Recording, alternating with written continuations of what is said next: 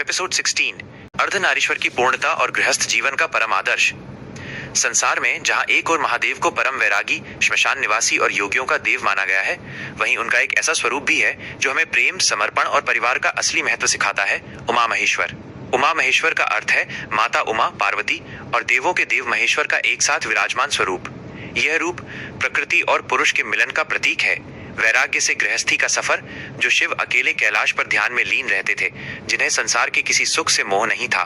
माता पार्वती के अगाध प्रेम और तपस्या ने उन्हें एक आदर्श पति और गृहस्थ बना दिया।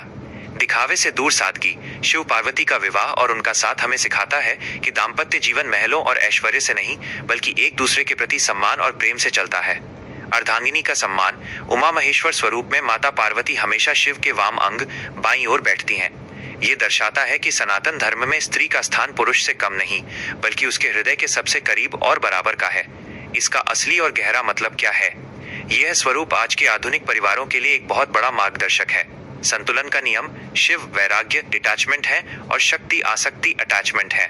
जब जीवन में वैराग्य और जिम्मेदारी दोनों का सही संतुलन होता है, तभी एक सुखी परिवार का निर्माण होता है।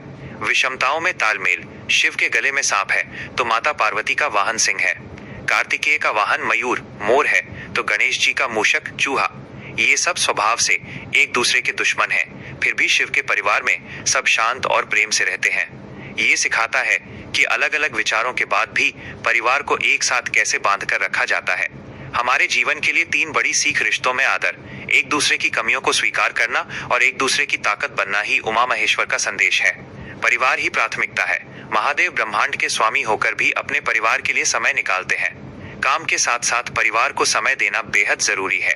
भीतर का संतुलन। हमारे भीतर भी एक शिव पुरुष तत्व और एक शक्ति स्त्री तत्व है।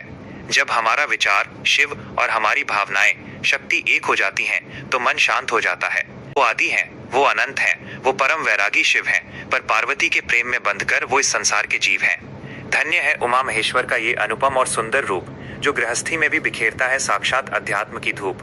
हे उमा महेश्वर, जैसे आपकी कृपा से कैलाश पर सुख और शांति रहती है, वैसे ही हर भक्त के घर और परिवार में प्रेम और सामंजस्य बनाए रखें। कमेंट में हर हर महादेव जरूर लिखें।